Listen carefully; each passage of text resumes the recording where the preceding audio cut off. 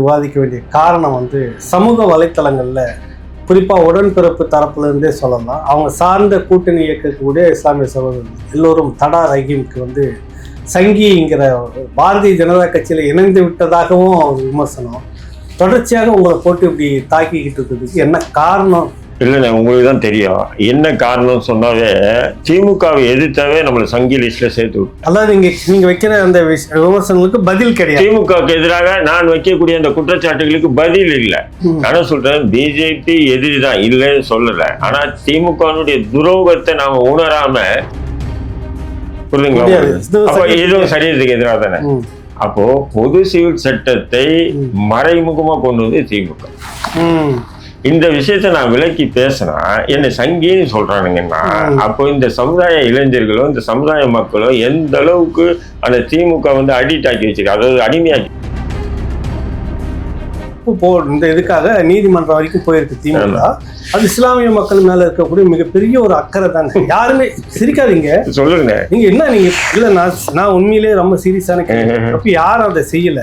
இருந்தாலும் இன்னைக்கு உச்ச நீதிமன்றம் போயிருக்கு, இவ்வளவு பேர் மனு போட்டிருக்காங்க. நான் இல்லைன்னு சொல்லல, திமுகவும் போயிருக்கு, காங்கிரஸும் போயிருக்கு, விஜய் எல்லாருமே போயிருக்காங்க. வேணாலும் மறுத்து இருக்கணும், ரத்து பண்ணுன்னு சொல்லி போராடி திருத்தம் பண்ணணும்னு சொன்னதால அவன் திருத்தம் பண்றேன்னு சொல்லி அவன் செம்ம கேம் ஆடிட்டான் பிஜேபி. அதிமுகவுடைய தம்பிதுரை அழகா சொல்றாரு, நீங்க சட்டம் கொண்டு வரும்போது எதிர்க்காம மாற்றம் பண்ணுன்னு சொல்லி நீங்க தானே. அப்போ இது இந்த சட்டத்தை முழுமைப்படுத்துறதுக்கு உண்டான வழியை திமுக பண்ணிச்சு அப்படின்னு சொல்லி அவர் குற்றச்சாட்டு அமைச்சு கொடுத்தது இதுதான் அப்படின்னு. அப்போ இதை பத்தி நான் பேசினேன். இப்ப நீங்க சொன்ன மாதிரி தடா ரஹீம் சங்கின்னு தான் சொல்லுவோம். புரிஞ்சுருந்தா ஏங்க நான் இப்போ ஒரு 50 வருஷமா திமுக கிட்ட அடிமையா இருக்கேன் இந்த சமூகம். அப்ப என்னன்னா சட்டமன்றத்திலேயே குறைச்சிட்டான். இப்ப முன்ன கொடுத்த மாதிரி கொடுக்குது இல்லையா? முன்னாடி 2 அமைச்சர் பதவி கொடுப்பான், இப்ப 1 கொடுத்துட்டான். இந்த மண்வெளி பாம்புக்கு மாதிரி 6 மாசம் தலை இந்த பக்கம், 6 மாசம் தலை இந்த மாதிரி. மஸ்தானுக்கு 6 மாசம்னா நாசருக்கு 6 மாசம், நாசருக்கு 6 மாசம்னா மஸ்தானுக்கு 6 மாசம், இப்படி இதெல்லாம் கொடுத்துட்டு இருக்கான். இவன் 3 கொடுத்து கருணாநிதி சூழ்ச்சி பண்றான்னு கிறிஸ்தவருக்கு கொண்டு வந்தாங்க. இந்த சமூகம் என்னன்னா அங்க போட்டி நிறைய இருக்குண்ணா. ஏன்னா முஸ்லீம் லீக்கை இப்ப திமுக கை விட்டான்னு வச்சுக்கலாம். முஸ்லீம் லீக் எங்க இருக்குன்னு தெரியாது. எப்படி பேசினாலும் உங்களுக்கு ஒரு 5க்குள்ள தானே வரும். தொடக்க காலத்துல இஸ்லாமிய அந்த கட்சி நம்ம காகிதம் இல்ல தயாரிப்ப எத்தனை பேர் இருந்தாங்க? அதான் 20 பேர் 28 பேர் இருந்தாங்க. ஏன் இன்னைக்கு அது இல்லாம போச்சு? அதுதான் அதுக்கு காரணம் யாரு? அதுக்கு உண்டான சூழ்ச்சிகளை கருணாநிதி பண்றாங்க. இல்ல இந்த வகுப்பு போர்டு, அந்த வகுப்பு அந்த நிலம் இருக்குது இல்ல, நிலம் சம்பந்தமான ஒரு பெரிய சர்ச்சையை ஓடிட்டு இருக்குல்ல. இந்த இடத்துக்கு உண்டான இந்த வகுப்பு போர்டுக்கு உண்டான இடத்துல தலையிடக்கூடாதுன்னு ஒரு பெரிய இது ஓடிட்டு இருக்கு. இதை நீங்க எப்படி பாக்குறீங்க? அந்த இடம் ஒப்படைச்சது எதுக்காக? வறுமையில் வாழக்கூடிய ஏழை இந்த மக்களை வாழ விடாம அங்கிருந்து அப்புறப்படுத்திட்டு அந்த இடத்துல உங்களுக்கு கலைஞர் அறிவாலயம் கட்டணும்னு சொன்னா நேரு கிட்ட இல்லாத சொத்தா சார் திருச்சியில என்ன பண்ணா திமுக ஆட்சிக்கு வந்தோடனே இரவா அந்த தர்காவை இடிச்சுட்டாங்க. அந்த தர்காவை இடிக்கிறதுக்கு திமுக அமைச்சர் நேருவும்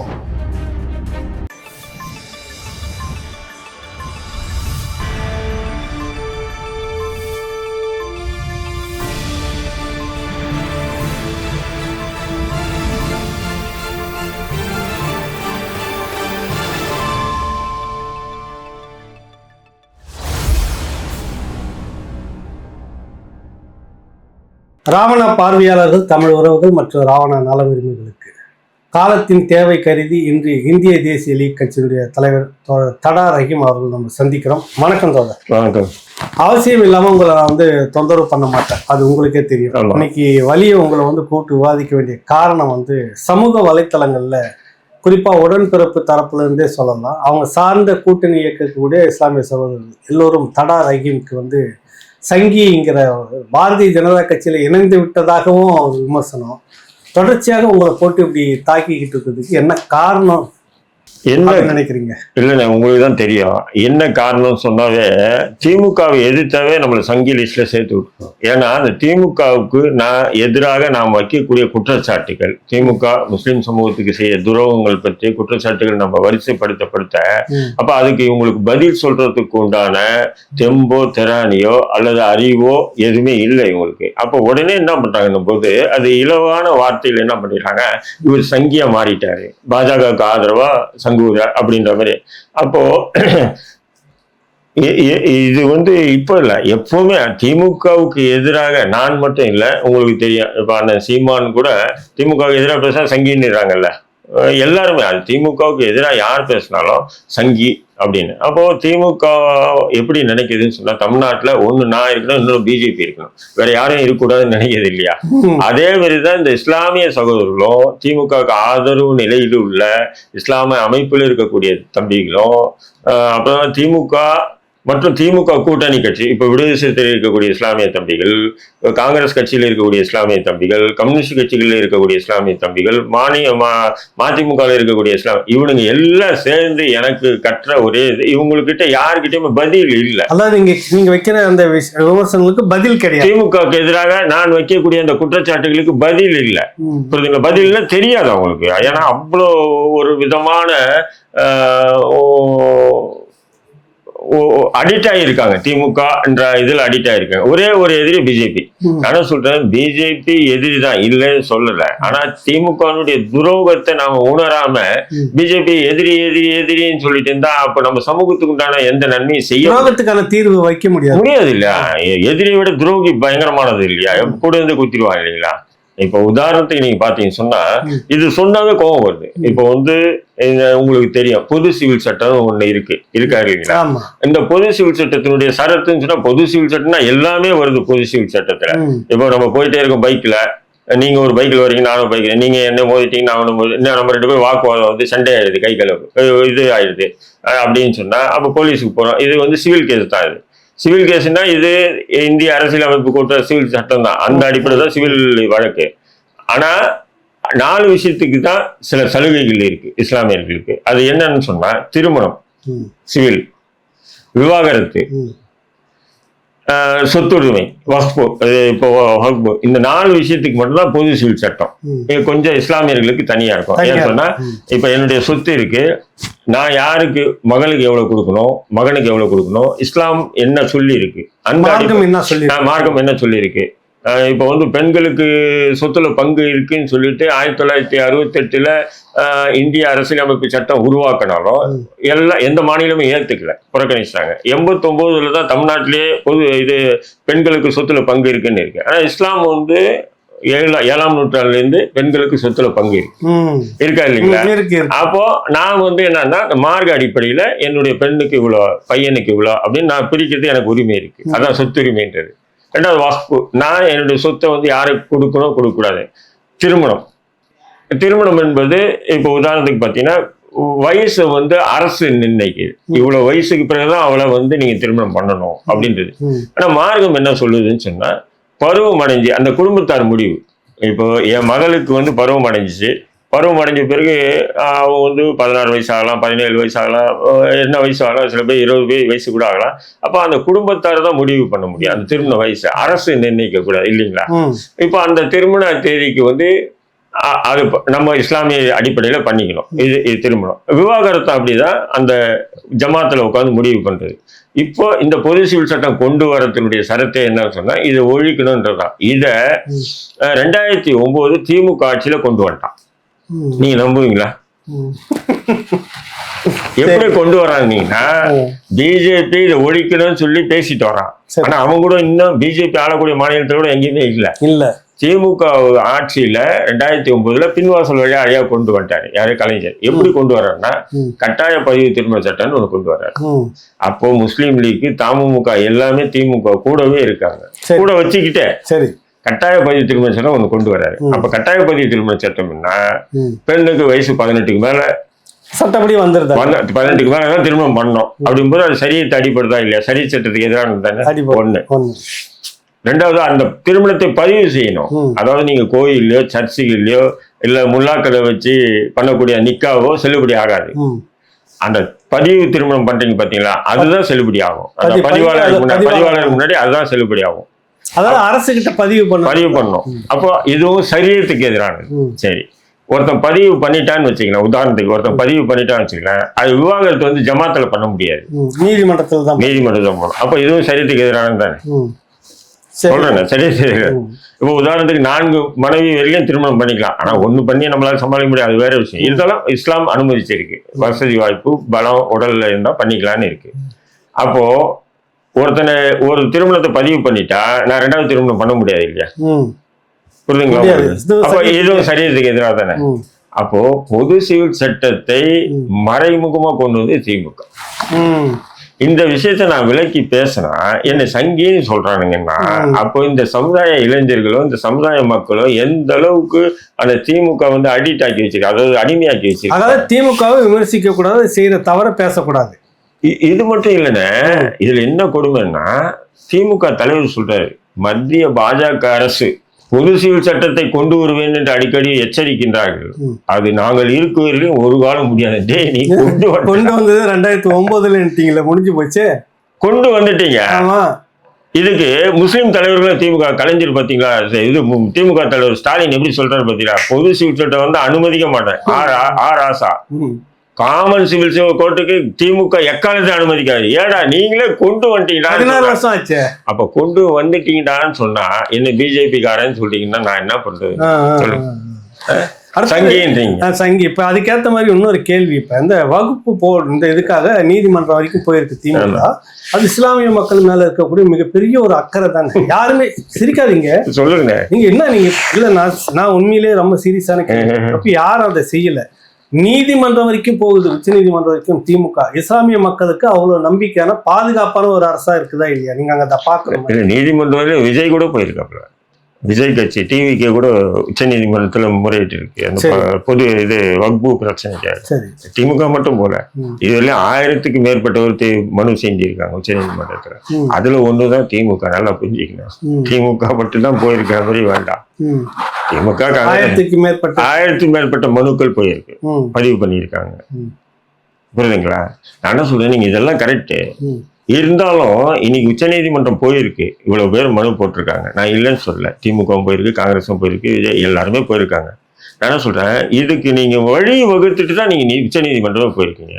ஏன்னா இந்த வக்பு திருத்த சட்டம் 2024 கொண்டு வந்து அறிமுகப்படுத்தினாங்களே இதுல பாராளுமன்றத்துல, அப்பவே இந்த சட்டம் கூடாதுன்னு நீங்க சண்டை போட்டிருக்கணும். இந்த சட்டத்தை ரத்து பண்ணுன்னு சொல்லியிருக்கணும். எதிர்த்துமே திமுக எதிர்க்கல. சில மாற்றங்கள் பண்ணுங்க. நீ பிஜேபி பாருங்க சூழ்ச்சியா என்ன பண்ணா, குழு நியமிச்சா. அந்த குழுல எல்லா கட்சியிலையும் இருந்த பிரதிநிதிகள், திமுக சார்பாக கூட ஆர்எஸ் அந்த குழுல இருக்காரு, அந்த வக்ஃப் போர்டு திருத்த சட்ட குழுல இருக்காரு. புரியுதுங்களா? அந்த குழுல எல்லாமே இருக்காங்க. சுமார் 28 மாநிலங்கள அந்த குழு வந்து ஆலோசனை பண்ணிச்சு. அது முஸ்லீம் தலைவர்களிடம் முஸ்லீம் முல்லா மக்களிடமும் ஆலோசனை பண்ணிட்டு அதன் பிறகு அவங்க என்ன பண்ணிட்டான், பாராளுமன்றத்துல அதே தான் கொண்டு வந்து தாக்கல் பண்ணான். தாக்கல் பண்ணும்போது ரத்து பண்ணுங்கன்றீங்க. ஏன்னா நான் என்ன கேட்கிறேன், நீங்க நம்மெல்லாம் 5 விஷயம் அரசியல் பேசுற ஆளு, உங்களுக்கு தெரியும். நம்ம ஒன்றும் பெரிய கட்சி பெரிய தலைமையெல்லாம் நான் சொல்லிக்க என்ன விரும்பல. நீங்கெல்லாம் முழு அரசியல்வாதிகள். உங்களுக்கு அதுவும் திமுக சொல்ல வேண்டாம். அரசியல்ல ஒரு சட்டம் கொண்டு வந்து பிஜேபின்னா நிச்சயம் இது இஸ்லாமியர்களுக்கு எதிராக தான் இருக்கும். இது ரத்து பண்ணுங்கன்னு சொல்லாம சில மாற்றங்கள் பண்ணுங்க நீங்க கோரிக்கை வச்சதுனாலதான் அதுவே துரோகத்தின் முதல் படி. அப்ப நீங்க அவன் என்ன பண்ணிட்டா, ஒரு குழு நியமிச்சு நீங்க என்ன பண்ணிட்டா, அதுல எல்லாரையும் போட்டா கடைசியா அவன் நிறைவேற்றிட்டான். இப்போ உச்ச நீதிமன்றத்துக்கு நீங்க போறீங்க. நாங்க உச்ச நீதிமன்றத்துக்கு போய் மனு போட்டிருக்கோம் அப்படின்றீங்க. உச்ச நீதிமன்ற நீதிபதி வழக்குகளை பத்தி தெரிஞ்சவங்களுக்கு தெரியும். வழக்குகளை பத்தி தெரியாதவங்கன்னா திமுக வந்து உச்ச நீதிமன்றத்தை போட்டிருக்கு, உடனே ரிஜெக்ட் ஆயிடும் அப்படின்னு சொல்லி சில பேர் குதிச்சுட்டு இருக்கா. நான் இல்லைன்னு சொல்ல. அது 98%, 2% வாய்ப்பு இருக்கு உச்ச நீதிமன்றம். ஏன்னு சொன்னா, உச்ச நீதிமன்றத்துல பாஜக அரசு பிராமண இது வந்து பதில் மனு தாக்கல் பண்ணுவாங்க. பதில் மனு. அந்த பதில் மனுவில் அவங்க என்ன சொல்லுவாங்கன்னா, நாங்க எடுத்த கவுத்தன்னு இந்த சட்டத்தை கொண்டு வரல, இந்த தேதியை நாங்க பாராளுமன்றத்தில் இந்த சட்டத்தை கொண்டு வந்தோம். அப்ப எதிர்கட்சிகளுடைய எதிர்ப்பு காரணமாக இந்த குழு நியமிச்சோம். இந்த குழு சுமார் 28 மாநிலங்கள்லயும் ஆய்வு பண்ணாங்க, இது நடத்தினாங்க. இதுல வந்து இத்தனை பெரியவர்கள் எல்லாம் வந்து கலந்துக்கிட்டாங்க. ஆனா அவங்களுடைய ஆலோசனை பேர் இந்த சட்டத்தை நாங்கள் திரும்ப பாராளுமன்றத்தில் வச்சு நிறைவேற்றி இருக்கோம். அப்படி இருக்கும்போது இது எதிர்கட்சிகள் அரசியலுக்காக குற்றம் சுமத்துறாருன்னு சொல்லும் போது நீதிபதிகள் பெரும்பாலும் அரசு தரப்பு விஷயத்தை உள்வாங்கிட்டு தான் தீர்ப்புகளே சொல்லுவாங்க. உங்களுக்கு தெரியும். புரியுதுங்களா? இதெல்லாம் பார்ப்பாங்க, பேப்பர் எல்லாமே பார்ப்பாங்க. அப்ப பார்க்கும்போது அப்ப தமிழ்நாட்டுல வந்து 40 பேர் பற்றி சொல்லியிருப்பான். அதுல 35 பேர் வந்து எதிராக வக்ஃப் போர்டு சட்டமே வேண்டாம்னு சொல்லியிருப்பான். ஆனாலும் 5 பேர் திமுக பாஜக ஆதரவா இது கொண்டு வரணும்னு சொல்லியிருப்பான் பாரு, அதான் அங்க வச்சிருப்பான். இந்த 35 பேர்த்து வைக்க மாட்டான். இந்த அடிப்படை திமுகவுக்கு தெரியாதா? அப்போ நீங்க சட்டம் வரும்போதே ரத்து பண்ணிருக்கணும், வேணாலும் மறுத்து இருக்கணும், ரத்து பண்ணுன்னு சொல்லி போராடி கேட்டிருக்கோம். திருத்தம் பண்ணணும்னு சொன்னதால அவன் திருத்தம் பண்றேன்னு சொல்லி அவன் செம்ம கேம் ஆடிட்டான் பிஜேபி. இப்ப உச்சநீதிமன்றம் போயிருக்கோம். உச்சநீதிமன்றத்துல நாங்க வந்து இந்த விஷயத்த பாராளுமன்றத்துல நிறைவேற்றப்பட்ட சட்ட திருத்தத்தை தலையிட முடியாது இங்க எப்படி சொல்றாங்களோ, சட்டமன்றத்துல நிறைவேற்றப்பட்ட தீர்மானத்துக்கு நீதிமன்றத்தில் எப்படி சொல்லி சொல்லுது, அது பெருமையா பேசிக்கிறாங்க. அதே தான் நாங்க பாஜகவுக்கும் பொருந்தும் பொருந்தும். அதே நேரத்துல அதுக்கு ஆதாரத்தையும் எடுத்து போய் காட்டுவோம் பிஜேபி. நாங்க இந்த விஷயத்த சாதாரணமா நாங்க எடுக்கலீங்க, மக்களுடைய கோரிக்கைங்க, இந்த கட்சிகள் வந்து அரசியலுக்காக பண்றாங்க அப்படின்னு சொல்லி வைக்கும்போது நீதிபதி என்ன பண்ணுவோம், சட்டம் கொண்டு வந்து சரின்னு சொல்லுவோம். அது 198%, 2% சொல்ல முடியாது. ஏதோ அத்திப்பூத்த மாதிரி ஒரு இது மாற்றி சொல்ல வாய்ப்பு இருக்கே தவிர, அப்போ இந்த விஷயத்தை இதுதான் வந்து அதிமுகவினுடைய தம்பிதுரை வந்து அழகா சொல்றாரு. நீங்க சட்டம் கொண்டு வரும்போது எதிர்க்காம மாற்றம் பண்ணுன்னு சொல்லியது நீங்க தானே, ஆனா இப்ப ஏன் ரத்து பண்ணுன்னு சொல்றீங்க? அப்ப இது வந்து இந்த சட்டத்தை முழுமைப்படுத்துவதற்கு உண்டான வழியை திமுக பண்ணிச்சு அப்படின்னு சொல்லி அவர் குற்றச்சாட்டு அமைச்சு கொடுத்தது இதுதான் அப்படின்னு. அப்போ இதை பத்தி நான் பேசினேன். இப்ப நீங்க சொன்ன மாதிரி தடாரகின்னு சங்கின்னு தான் சொல்லுவோம். ஏன்னா திமுக எதிராக பேசுறேன் நானு. ஆனா இந்த அதிமுகவுடைய சூழ்ச்சிகளோ பாஜகவுடைய ஒரு பாசிச சித்தாந்தமும் இதை உள்ளடங்கி இருக்கின்றது இவங்களுக்கு புரியாது. புரிஞ்சிருந்தா ஏங்க நான் ஒரு 50 வருஷமா திமுக கிட்ட அடிமையா இருக்கேன். இந்த சமூகம் திமுக அடிமையா இருந்துட்டு ஓட்டு வாங்கி முழுக்க வாங்கிட்டு இருக்கான். திமுக இந்த சமூகத்துக்கு செஞ்சது என்ன இவன் சொல்லுவான் பாருங்க. சில பேர் இருக்கான், இந்த விடுதலை ஷானவாஸ் தம்பி இருக்காப்புல, அவன் சொல்லுவார் பாருங்க, காகிதம் மேல பேர் வச்சு ரோடுக்கு காகிதம் மேல பேர் வச்சான். ஏன்னா கக்கசுக்கு பேர் வச்சு இதை கூட சொல்லுவாங்க போல இருக்கு. அந்த மணிமண்டபத்துக்கு காகிதம் மேல பேர் வச்சது யார்? இந்த ரோடுக்கு காகிதம் மேல. ஏண்டா காகிதம் மேல பேர் வச்சதுக்கு பெருமை இல்லடா, காகிதம் மேல சமூகத்துக்கு என்ன செஞ்சது திமுக? அதான் கேள்வி. அடுத்தது என்ன பண்ணுவோம், 3% இடஒதுக்கீடு யாருங்க கொடுத்தா, எந்த தலைவர் கொடுத்தா அப்படின்ட்டான். ஏண்டா இப்போ அரசு உடைய கெசட் அடிப்படையில் 7% மேல இஸ்லாமியர்கள் இருக்காங்கன்னு சொல்லுது. சரி, பொதுப்படியா நம்ம பேசிக்கிறது 10% மேல இஸ்லாமியர்கள் இருக்காங்க. கலைஞர் என்ன சொல்றாரு, நீ 10 இல்ல 7 இல்ல இந்த 3.5 வாங்கிக்கன்றார். அதை நீ பொத்தி மூடி வாங்கியதுனால 3% அப்படின்னு சொல்லாம சொல்லிட்டு போறாரு கருணாநிதி. புரியுதுங்களா? ஆமா புரியுதுங்களா?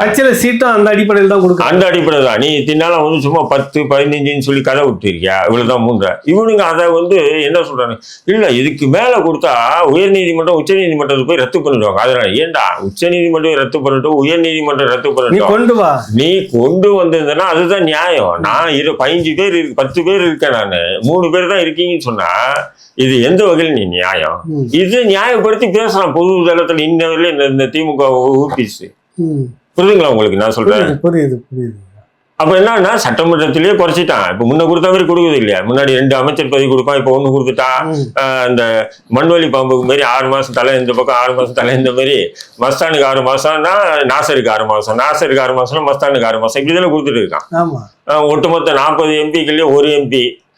அப்ப அந்த 3% அடிப்படையில அப்போ எவ்வளவு ஒரு அது கூட மத்துலா சொல்றீங்களா? அது வந்து மேல் சபை நியமனம் தானே. நான் சொல்றது நவாஸ் கனி கொடுத்தது. ஆமா அதான் சொல்றேன் நான். அப்போ இதுதான் திமுகவுடைய சூழ்ச்சின்ற அந்த 3%.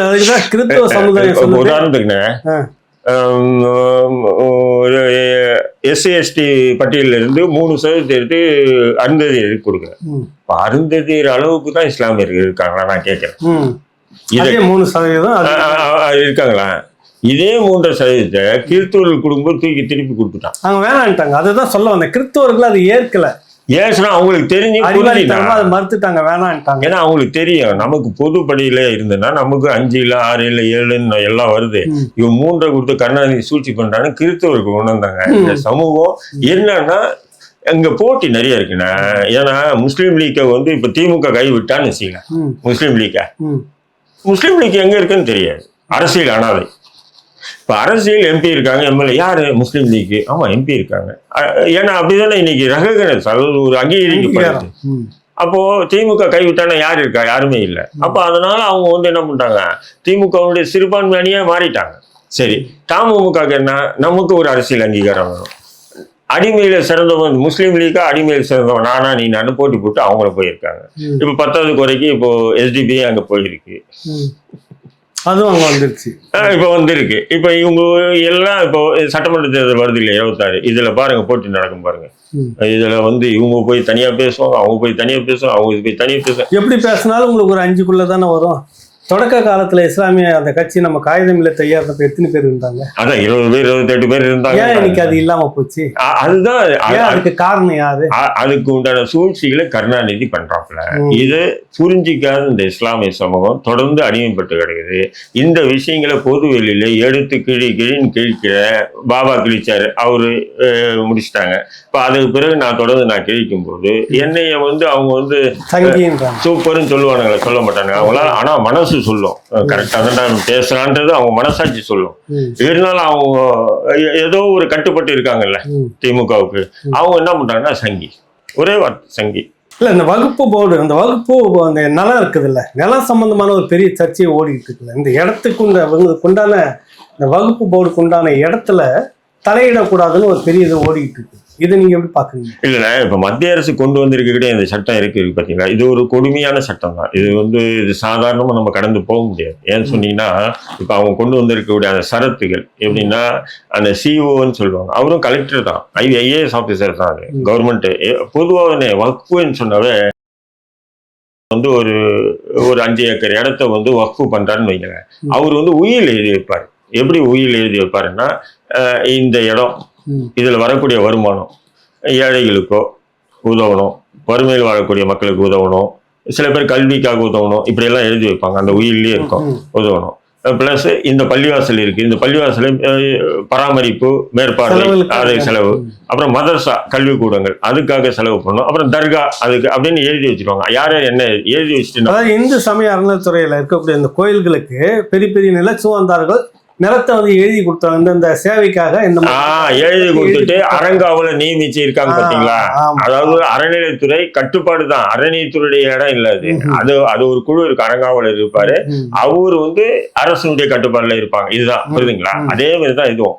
அப்ப இதுக்கு வந்து தலைவர், செயலாளர், பொருள் தலைவர்னு போடுவாங்க, அமீர்னுவாங்க, அதுக்கு பேரு முத்தவலின்னுவாங்க, பெரும்பாலும் முத்தவலின்னுவாங்க. அப்போ அவங்களுடைய கட்டுப்பாடு தான் இருக்கும். அப்போ இவங்க என்ன பண்ணுவாங்க, இதுல வரக்கூடிய வருமானத்தில் 7% வக்ஃப் போர்டு கொடுப்பாங்க. 7%. அதாவது இந்த அவங்க அந்த உயில்ல என்ன எழுதியிருக்கோ அது போக 7% வக்ஃப் போர்டு கொடுக்கணும். இதுல என்ன ஆயிடுதுன்னு சொன்னா, பல தலைமுறை மாறுது இல்லையா. அந்த பல தலைமுறை என்ன மாறும்போது வாரிசுகள் நிறைய பேர் உருவாயிடுறாங்க. நான் தலைவராக இருப்பேன், நீ தலைவராக இருக்கன்னு சண்டை அதுல நிறைய நடக்கும். அதுல வந்து என்ன ஆகுனா வக்ஃப் போர்டு கிட்ட போய் முறையிடுவாங்க, நான் தான் தலைவராக இருக்கணும், இவரை எப்படி நீங்க நியமிச்சீங்க. அப்ப யார் அதிகமான காசு கொடுக்குறானோ அவனை தலைவராக்கிடுவானுங்க வக்ஃப் போர்டு. சரி, அது ஆளுங்கட்சிக்கு ஆதரவான நபர். அதுக்குதான் வக்ஃப் போர்டுல வந்து போட்டி போட்டுட்டு இவங்க வருவாங்க. அதான் வக்ஃப் போர்டு சேர்மன் ஆகணும், வக்ஃப் போர்டு மெம்பர் ஆகணும். எதுக்கு? சும்மா இல்லை, இதுக்குதான். ஏன்னா இப்ப நம்ம போய் உட்காந்து இதே மாதிரி வருவோம்னா காசு வரும், அதுக்காக போய் உட்காருவாங்க. அந்த முறைகேடுகளை பத்தி பாஜக ஒரு சட்டம் கொண்டு வந்து ஸ்ட்ரிக்டா கொண்டு வந்தா நானே வரவேற்பேன், அது வேற விஷயம். ஆனா அதே மாதிரி கொண்டு வரல. இப்ப இவங்க என்ன பண்றாங்கன்னா, இந்த வக்ஃபோட சொத்துக்கள் இருக்கு இல்லையா, இப்போ இது வந்து அண்டர்டேக் வக்ஃப் போர்டு கவர்மெண்ட் ஆகுது. இப்போ பாபர் மசூதி விஷயத்த வந்து இவங்க அந்த இடத்தை எடுத்து ராமர் கோயில் கட்டுறதுக்கு 50 வருஷம் ஆயிடுச்சு. அது பெரிய போராட்டம் பண்ணி முஸ்லிம்கள் பெரிய 50 வருஷம் ஆயிடுச்சு. அப்போ இப்போ காசியில இருக்கக்கூடிய சிவன் கோயிலா இருக்கட்டும், மதுரால இருக்கக்கூடிய கிருஷ்ணா கோயிலா இருக்கட்டும், கிருஷ்ணர் கோயில் இருக்குன்னு சொல்றதா இருக்கட்டும், அதே மாதிரி வந்து சம்பல் மாவட்டத்தில் இருக்கக்கூடிய ஷாஜி ஜமா பள்ளிவாசலுக்குள்ள ஹரிஹரியா கோயில் இருக்குன்னு சொல்லி இப்படி எல்லாம் பிரச்சனை பண்றாங்க இல்லையா. இப்போ இந்த இடங்களை மீட்கணும்னு சொன்னோம், இது வக்ஃப் போர்டுல இருந்தா மீட்கிறதுக்கு ரொம்ப கஷ்டம். அப்ப இது என்ன பண்ணிருக்காங்கன்னு சொன்னா, இப்போ வந்து மாவட்ட கலெக்டரே நீங்க அணுகலாம். அது வக்ஃப் போர்டு சிஓஓ இல்ல வக்ஃப் போர்டு சேர்மனுக்கு நீங்க போக வேண்டியதில்லை, மாவட்ட கலெக்டர் போய் அணுகலாம். மாவட்ட கலெக்டர் இப்ப இந்த இடம் இருக்குன்னு, இது வக்ஃப் போர்டு இடம், நீங்க வரீங்க, இது முப்பாட்டனுடைய இடம், இது இவங்க வந்து என்ன பண்ணிட்டாங்கன்னு சொன்னா வக்ஃப் போர்டு இவங்க கையில எடுத்துட்டு இவங்களுதுன்னு சொல்றாங்க, இந்த இடம் எங்ககிட்ட ஒப்படைக்கணும் அப்படின்னு சொல்லி. ஆனா இந்த இடம் வந்து உங்களுடைய முப்பாட்டன் ஒப்படைச்சுதான் இருக்கும். அந்த பல வாரிசுகளை நீங்களும் ஒரு வாரிசா இருப்பீங்க. ஆனா உங்களை கையில தூக்கி வச்சுட்டு உங்க மூலியமா ஆட்சியர்கிட்ட போய் ஆட்சியர் என்ன பண்ணுவோம், எல்லா டாக்குமெண்ட்டும் நாங்க சரி பார்த்தோம், இவர் சொல்றதுதான் கரெக்ட், இந்த இடம் வக்ஃப் போர்டுக்கு சொந்தமானது இல்ல, அப்துல் ரஹீமுக்கு தனிநபருக்கு சொந்தமான இடம்னு சொல்லிட்டு எழுதி கொடுத்துருவோம். அப்ப இந்த இடம் வந்து வக்ஃப் போர்டு கண்ட்ரோல் இல்ல, தனிநபர் கண்ட்ரோல் ஆயிடுது. அப்போ தனிநபர் இடம்னு சொன்னா அரசு எப்போ வேணாலும் கையகப்படுத்தும், இருக்கா இல்லையா? நடக்கும். நடக்கும் இல்ல. அரசு இடத்த வந்து நான் கொடுக்க முடியாதுன்னு சொல்லுவேன். இப்போ இது மெட்ரோ நடத்துறாங்க, மெட்ரோக்கு இடம் வேணும்னு சொல்லிட்டு அவங்க பாட்டுக்கு எடுத்துட்டு போயிட்டே இருக்காங்க. எவ்வளவு பெரிய பில்டிங் எல்லாம் எடுத்துட்டு போயிட்டே இருக்காங்க. அரசு எடுத்துக்கலாம். இப்போ என்ன ரிஜிஸ்டர் பண்ணும்போது கீழே இருக்கும்போது மத்திய மாநில அரசுக்கு தேவைப்படும் போது இப்போ பரந்தூர் விமான நிலையத்துக்கு என்ன ஆச்சு, கொடுக்க மாட்டேன்னு சொன்னாலும் விட மாட்டேன்றாங்க.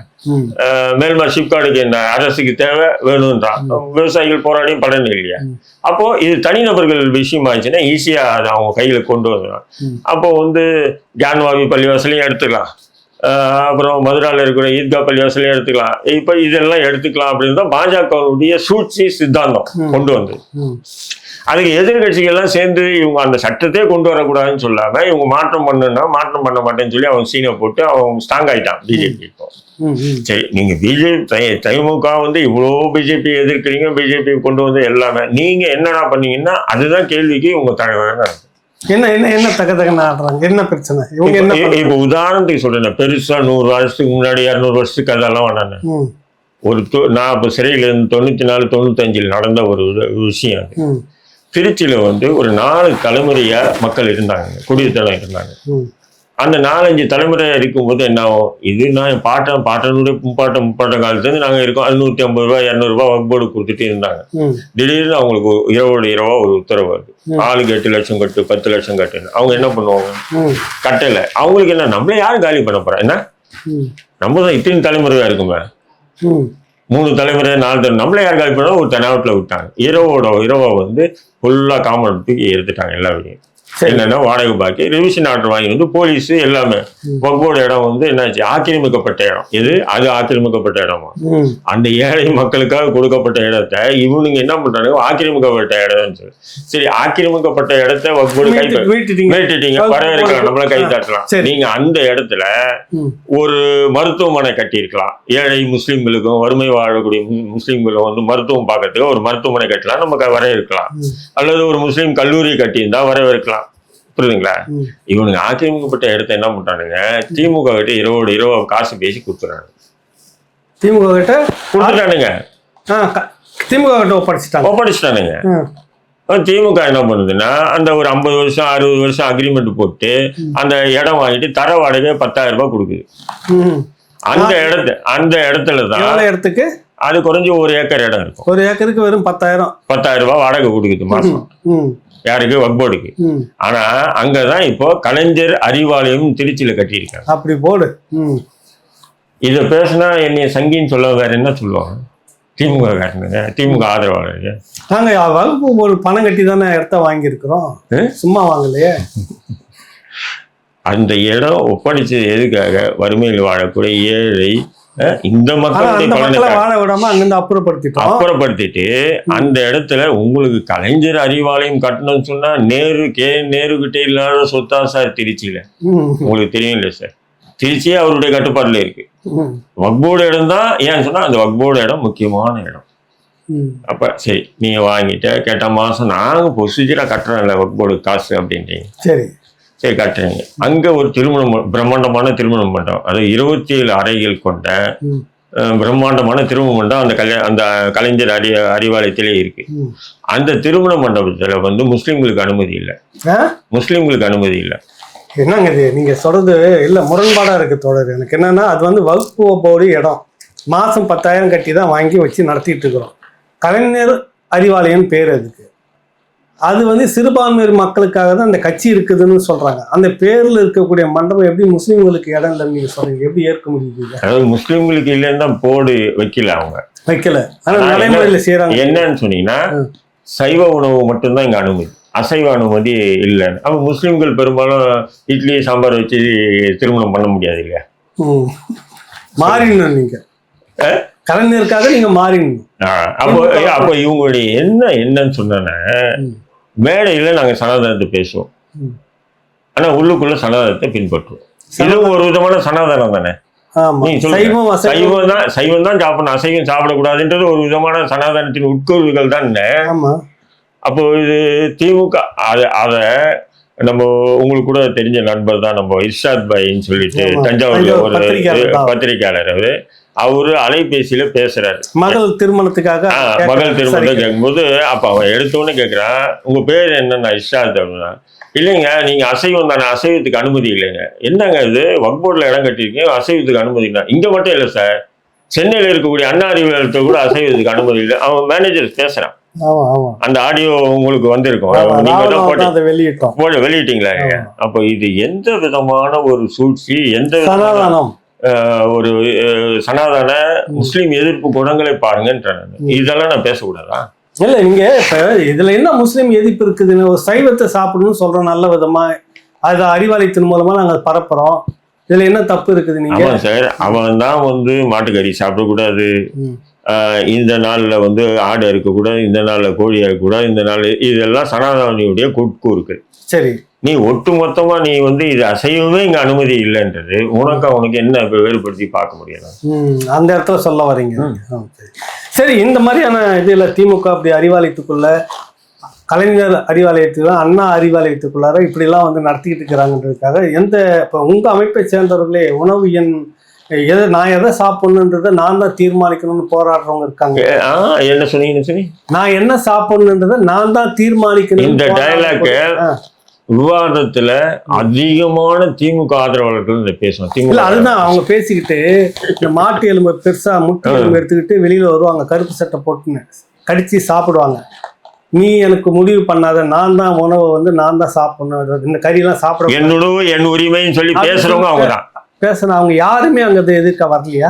நீங்க யாரும் போகலையா? அது ஏன்? அது இல்லை, நான் எதிர்ப்புன்னு சொன்னா என்ன பண்றது? அதாவது அப்படி திமுக இப்ப நம்ம மீறி அப்படி எதிர்த்து நீங்க திமுக தான் எங்களுக்கு எல்லாம் ஆண்டாண்டு காலமாக பக்கபலமா இருக்குதுன்னுட்டு நம்பி வாக்களிச்சுட்டு இருக்கிற கூட்டம். நான் உங்களை சொல்லல, பெரும்பான்மை சமூகம் அந்த திமுக இருக்கக்கூடிய கட்டுப்பாட்டுல இருக்க ஒரு இடத்துல அவங்களுக்கு சுதந்திரமாக திருமணத்தை நடத்த அவங்க அந்த முறைப்படி நடத்துவாங்க, உணவு முறைப்படி நடத்துவாங்க. அதை அவங்களுடைய அந்த உணவுல கை வைக்கிற அளவுக்கு உரிமையை கொடுக்காத ஒரு கட்சி தலைமையாக இருக்கிறப்ப ஒண்ணு நம்பி நீங்க ஓட்டு போட்டுட்டு இருக்கும்போது குறைஞ்சபட்சம் ஏன் என்று ஒருத்தர் கூட இந்த கூட்டணி கட்சியில் இருக்கக்கூடிய இஸ்லாமிய சகோதரர்கள் கேட்கலையே? ஏன்? ஷாநவாஸ் நீங்க சொல்ற மாதிரி அவர் கேட்கல, பேராசிரியர் ஜவாஹர் லாஷ் கேட்கல, அப்புறம் அப்துல் லத்தீப் அவருக்கு கேட்கல, யாருமே கேட்கல. ஏன் கேட்கல? கேட்டுருந்தாங்கன்னா யாருக்கும் அந்த மாதிரி இப்போ எம்எல்ஏ சட்டமன்றத்துக்கு போயிருக்க முடியாது, 1.5 லட்ச ரூபாய் சம்பளம் வாங்கியிருக்க முடியாது இல்லையா? எல்லாம் ரிட்டையர்டு கேஸுக்கு 1.5 லட்ச ரூபாய் சம்பளம். என்ன ராமநாளில் உட்காந்து அண்ணன் ஏகலவங்கிட்ட தான் உட்காந்து பேசிட்டு இருக்காங்க. அவங்க தெளிவா இருக்காங்க. இதை பத்தி நம்ம வாங்கி தந்தோம்னா நமக்கு அந்த அரசியல். நீங்க இறைவனுக்கு செய்யற துரோகம் இல்ல, உங்க இறை மார்க்கத்துக்கு செய்யற துரோகம், மிகப்பெரிய துரோகம். அதை பத்தி நம்ம பேசினாவே பிஜேபி ஆதரவாளர். அதனாலதான் இதெல்லாம் பேசுறாப்புல நாளைக்கு கமெண்ட் பண்ணுவோம் பாருங்க, நம்ம பேசுறது நான் பேசுறதுக்கு சொல்லுவோம் பாருங்க. கீழே திமுக ஆதரவாளர்கள்லாம் நிறைய பேர் எழுதுவாங்க பாருங்க, பிஜேபி பிஜேபி. ஏண்டா பிஜேபிக்கு நானே போறேன்னு சொன்னாலும் அவன் என்னை ஏத்துக்க மாட்டான். பிஜேபி அவனுக்கு தெரியும் பிஜேபி யாரு ஏத்துக்கணும் யாரை ஏத்துக்க கூடாதுன்னு. என்னை ஏத்துக்குவானா? ஆனா என்னை அப்படி கொண்டு போனோம். இவங்களால தெளிவான நான் கேட்கிற கேள்விகளுக்கு நான் அந்த பொது சிவில் சட்டத்தை பத்தி விளக்கினேன். புரியுதுங்களா இல்லையா? இது சரியத்துக்கு எதிரானது. அத்தனை உலமாக்களும் அன்னைக்கு போய் முதல்வரை சந்திக்க போறீங்க. எந்த உலமாவது அங்க போய் நின்று ஏங்க நீங்க சரியத்துக்கு எதிராக இப்படி ஒரு சட்டத்தை சூழ்ச்சிகரமா கொண்டு வந்தீங்க, இதை ரத்து பண்ணுங்கன்னு சொல்லி ஆண்மையோட சொல்றதுக்கு எந்த ஒரு உலமாக்காவது தைரியம் இருக்கா? சொல்லுங்க. ஏன் இல்ல? ஏன் இல்ல? ஓட்டு போறதுக்கான உரிமை உங்களுக்கு இருக்கிறப்ப கேட்கறதுக்கான உரிமை உங்களுக்கு இருக்குதா? எனக்கே புரியல. நானும் எத்தனை கூட்டங்களை சவால் விட்டே கூப்பிட்டேன், உலமாக்களே வாங்க நான் எங்கிட்ட விவாதம் பண்ணுங்க. சரியது இல்லைன்னு சொன்னா பிஜேபி கொண்டு வரக்கூடிய அந்த பொது பொத்தி மூட்டு எல்லாத்தையும் மக்களை தூண்டி விட்டு வேடிக்கை பார்க்க கூடாது, பொத்தி மூட்டு ஏத்திட்டு போங்கன்னு. இதை கேட்கறதுக்கு உரிமை இல்லைன்னா அதை நீங்க பேசாம அரசியல் ஆக்காத பேசாத, அதுக்கு உரிமை இல்லை உனக்கு. இன்னைக்கு நீ வக்ஃபு திருத்த சட்டத்தை நான் கடுமையா எதிர்க்கிறேன். இப்போ நான் சொன்னேன் இல்லைங்களா, பாஜகவுடைய சூழ்ச்சிகள் என்ன இருக்கு பட்டியலிட்டு சொன்னேன். இந்த அளவுக்கு தெளிவா சொல்ல யாரும், நான் இந்த அளவுக்கு தெளிவா சொன்ன பட்டியலிட்டு இப்படி எல்லாம் நடக்குது. அதே நேரத்துல திமுகவுடைய அந்த வக்ஃபு இடங்களை அபகரித்து வச்சுக்கிட்டு அவங்க வேற நிறைய இடங்கள் இருக்கு, அந்த கட்சியில இருக்கிறவங்க எல்லாம் அபகரிச்சு வச்ச இடம், அதெல்லாம் நம்ம சொல்லணும்னு சொன்னா வாயே வலிக்கும் எனக்கு. இது நான் சொல்றேன் திமுகவுடைய தலைமை அபகரித்து வச்சிருக்க அதுவும் ஆக்கிரமிச்சு கட்டந்து ஒரு பக்கம் இருக்கட்டும், அங்க இவங்களுக்கு திருமணம் நடத்துற சுதந்திரத்தை கூட கொடுக்காம இருந்துட்டு இருக்கிறாங்க. பாருங்க, ஒரு வக்ஃபு செய்யப்பட்ட ஒரு இஸ்லாமிய பெரியவரால் ஒரு தனவந்தரால் கொடுக்கப்பட்ட இடத்துல முஸ்லீமுக்கு அனுமதி இல்லைன்னு சொல்ற தைரியம் திமுகவுக்கு மட்டும்தான் இருக்கும். அப்பதான் முஸ்லீம்கள் எல்லாம் வேற யாரும் சொல்ல முடியாது. வேற யாரும் இதே அந்த விஷயத்த அதிமுகவோ நாம் தமிழ் கட்சியோ அந்த இடத்துல வந்து அப்படி ஒரு தலைமை கழகம் வச்சுக்கிட்டு இப்படி ஒரு பண்ணாம இருந்தா அத்தனை ஊடகங்களையும் தலைச்செய்தி நான் பேசுற செய்தி என்னை வந்து இமாலய தலைவராக்கி இருப்பானுங்க. இப்ப எவனா வாய்த்த சொல்லுங்க, எதனா விவாதம் நடத்த சொல்லுங்க இந்த டிவி ஆச்சு இந்த விஷயத்துக்குள்ள. இது கூட விடுங்க, இது அடுத்து இன்னொன்னு சொல்லுங்க. திருச்சியில தென்னூருன்னு ஒரு இடம், முக்கியமான பகுதி திருச்சியில. அங்க வந்து ஒரு 350 400 ஆண்டுகள் பழமையான ஒரு தர்கா ஒண்ணு இருக்கு. தர்கான்னா அடக்க ஸ்தலம் தான், பெரியோர்கள் அடக்கம் தர்கா. அது ஒரு ஏக்கர்ல இருக்கு. அந்த இடத்துக்கு பக்கத்துல வந்து பாத்தீங்கன்னா ஒரு 2-3 ஏக்கர் வந்து காங்கிரஸ் முன்னாள் எம்பி இருக்காருல்ல, அடைக்கல் ராஜ்னு சொல்லிட்டு, அவருடைய மகன் மின்சென்ட் ஏதோ ஒரு பேரு, அவருடைய கட்டுப்பாட்டுல இருக்க இடம். அப்ப இந்த தர்கா இருக்கிறதுனால அந்த இடத்தினுடைய வேல்யூ ஏறல. அப்ப இந்த தர்காவை எடுக்கணும்னு சொல்லி அவங்க வந்து பல ஆண்டுகளா முயற்சி பண்ணிட்டே வர்றாங்க. அதிமுக ஆட்சிகளோ முயற்சி பண்ணாங்க. அதிமுக சட்டம் ஒழுங்கு பிரச்சனை வரும் அதெல்லாம் அப்படின்னு சொல்லிட்டு அனுமதிக்கே கொடுக்கல. நல்லா புரிஞ்சுங்க, அனுமதி கொடுக்கல. இப்ப 2 வருஷத்துக்கு முன்னாடி சொல்றேன் நான், இது பழைய கதை 2 வருஷத்துக்கு முன்னாடி சொல்ற கதை, கொடுக்கல. அப்போ இப்போ திமுக ஆட்சிக்கு வந்த உடனே 2021 பிறகு 2 வருஷத்துக்கு முன்னாடி, அப்ப என்ன 2022 நடந்தது. அப்ப இவங்க திமுக ஆட்சி வந்த உடனே என்ன பண்றாங்க, கே நேரு கிட்ட போய் அடைக்கல் ராஜ் மகன், அதான் அவன் பேர் வின்சென்ட், அவங்க போய் சந்திச்சு அப்ப இந்த இடம் இது சம்பந்தமா கே நேரு என்ன பண்றாருன்னா, அப்துல் சமத் இருக்காரு இல்லையா, மணப்பாறை தமுமுக, அவரு இந்த தாம்பரத்துல யாக்கூப்னு ஒருத்தர் இருக்கான், கவுன்சிலர் இருக்கான், இன்னும் சில பேரை கூப்பிட்டு, அப்புறம் அங்க கவுன்சில் ஃபைசில் ஏதோ தமுமுக கவுன்சில் இருக்காப்ல, அந்த தர்கா இருக்கக்கூடிய பகுதி, அவங்க எல்லாம் கூப்பிட்டு வச்சு பேசுறாங்க. பேசி அந்த தர்காவை எடுக்கணும் அப்படிங்கும்போது அதுல இந்த யாக்கூப் சொல்லியிருக்கான், அதெல்லாம் நான் வரல அப்படின்னு சொல்லிட்டு அவங்க ஒதுங்கிட்டாங்க. சரிங்களா? ஆனா அப்துல் சமதும் அந்த ஃபைசில் என்ற அவங்க எல்லாம் உட்கார்ந்து கன்சிடர் பண்ணி ஒரு பெரும் தொகையை வாங்கிக்கிட்டு திடீர்னு ஒரு 5 புல்டோசர், அதாவது புல்டோசர்கள் வந்து தரை மட்டும் மாட்டி விட்டாங்க. அங்க இருந்த அடக்கத்தலம் அது தர்கா இருக்கலாம். அந்த தர்காவுக்கு பேர் அனார்பாக் தர்கா. அனார்பாக் தர்கானா ஃபேமஸ் தென்னூர்ல. அவ்வளவு தரை மட்டும் மாட்டிட்டாங்க. உடனே காலையில மக்களுக்கு தெரிஞ்சு, அந்த இஸ்லாமிய மக்களுக்கு தெரிஞ்சு மிகப்பெரிய கொந்தளிப்புல வந்து மறியல் பண்றாங்க. மறியல் பண்ணும்போது அந்த மக்களை தலைமை தாங்குறது யாருன்னா அந்த கவுன்சிலர் இருக்காங்கல்ல, நான் சொன்னேன்ல, அங்க கே நேரு கிட்ட உட்காந்து பேசின கவுன்சிலர், அப்துல் சமத் எல்லாம் உட்காந்து பேசின கவுன்சிலர், அவனே அந்த தலைமை தாங்குறான் அந்த கூட்டத்துக்கு. அப்போ அந்த ஏசி என்ன பண்றாரு, டிஎஸ்பி கடுப்பாயிட்டு என்ன பண்றாரு, ஏப்பா இங்க வா, உனக்கு தெரியாம இது நடந்ததா, இப்ப நீ ஏன் மக்களை தூண்டி விடுறேன்னு சொல்லி அவர் மக்களுக்கு முன்னாடி பேசிட்டாங்க. மக்கள் என்ன பண்ணிட்டாங்க, இவனை ரவுண்டு கட்டிட்டாங்க. உனக்கு தெரியாம சொன்னா உனக்கு தெரிஞ்சுதான் நடந்ததான்னு போது அவன் என்ன பண்ணிட்டான், மக்கள் சூழ்ந்தோட என்னாச்சு, அவன் எல்லாத்தையும் பேசிட்டான். பணத்தை வாங்கிட்டு இந்த மாதிரி பண்ண இந்த கதை இந்த மாதிரி சம்மது வந்தது, அவர் வந்தாரு, இவர் வந்தாரு, இப்படி பேசி இதான் நடத்தினாங்க அப்படின்றது எல்லாத்தையும் ஒப்படைச்சிட்டான். ஆனா அந்த இடம் வக்போர்டு இடம் இல்லைன்னு சொல்லிட்டு அடைக்கல் ராஜ் சார்பா ஒரு நீதிமன்ற வழக்கு ஒண்ணு போட்டிருக்காங்க. ஆனா வக்போர்டு வந்து இல்ல, அது வக்போர்டு இடம் தான் சொல்லி வக்போர்டு பதிலும் போட்டிருக்கு. இந்நிலையில இவங்க வந்து என்ன பண்ணா, திமுக ஆட்சிக்கு வந்தவங்க இரவா அந்த தர்காவை இடிச்சிட்டாங்க. அந்த தர்காவை இடிக்கிறதுக்கு திமுக அமைச்சர் கே நேருவும் தமுமுகவுடைய தலைவர்கள் ஒருவன அப்துல் சமத் எம்எல்ஏயும் முக்கிய காரணம் என்ற விஷயம். இப்ப சொல்லுங்க, நீங்க இஸ்லாமிய மக்கள் வந்து திமுக ஆதரிச்சு ஓட்டு போடுறது நியாயம் தானே?